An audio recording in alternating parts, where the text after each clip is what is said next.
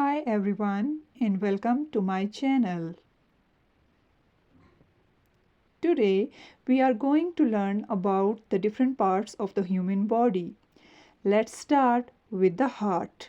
It transports blood and oxygen throughout the body through blood vessels.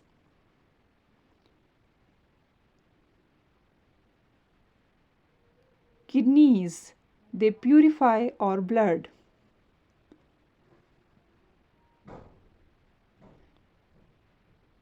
Liver, it regulates chemical level in blood and excrete bile product. Stomach, it digests food. Lungs, they help us in breathing. They exhale and inhale air.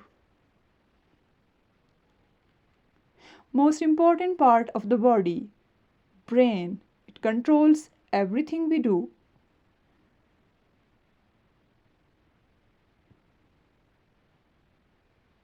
Intestine digests and absorb the food. And there you have it, kids, the different part of the human body.